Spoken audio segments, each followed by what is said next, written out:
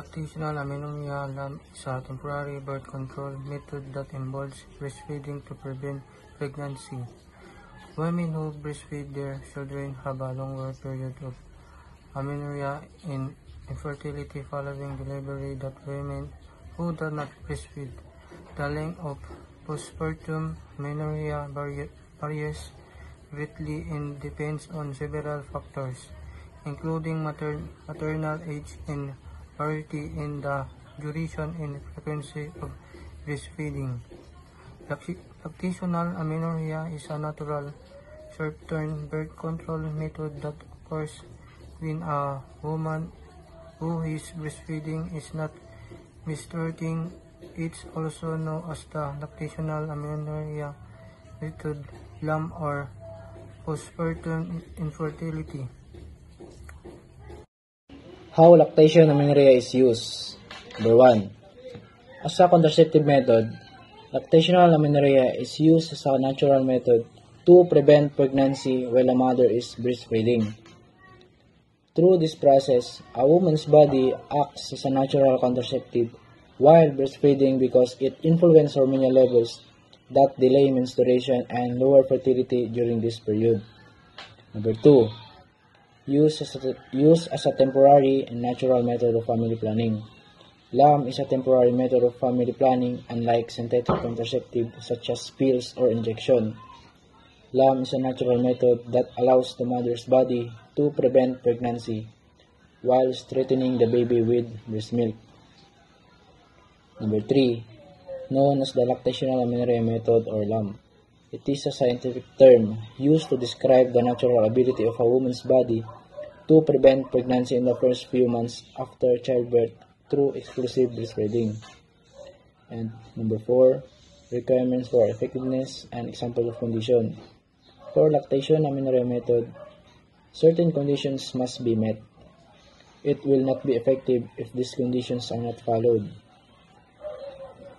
Number 5, baby is under 6 months of age. One of the most important conditions for LAM is that the baby must be under 6 months old. During this stage, the body undergoes strong hormonal changes that help suppress fertility.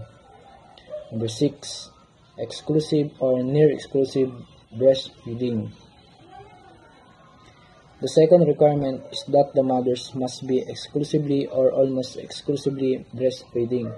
This means the baby should only consume breast milk without formula or solid food, as this promotes hormonal changes in the mother's body that help suppress fertility.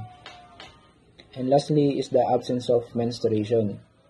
The third requirement is that the mother must not have had her period since childbirth.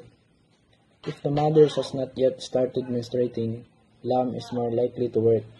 Once menstruation returns, lactation amenorrhea method will no longer be as effective, and the mothers will need to use another forms of contraception. Disadvantages of lactation amenorrhea method or LAM. The advantages of lactation amenorrhea. Number 1, limited effectiveness. LAM only works for up to 6 months postpartum and requires exclusive breastfeeding without any supplements. Number 2, frequent breastfeeding. Required mother must breastfeed consistently every few hours, both day and night, to maintain effectiveness. Short-term contraceptive solution after 6 months of when menstruation returns. Another contraceptive method is needed. Additional disadvantages. Number 1, challenges for working. Mothers maintaining the strict breastfeeding schedule can be difficult if separated from the baby, especially for those returning to work. And number 2, high risk of failure. Any slight deviation from the breastfeeding schedule or introducing other foods can increase the risk of pregnancy. Disadvantage of lactation amenorrhea: only effective within the first 6 months postpartum and under specific conditions. Requirements: consistent and frequency breastfeeding. Lack of long-term contraceptive protection. Most transition to another contraceptive method after 6 months or when menstruation resumes. Additional disadvantage. Potential challenge for working mothers. Difficult to maintain exclusive breastfeeding if separated from baby.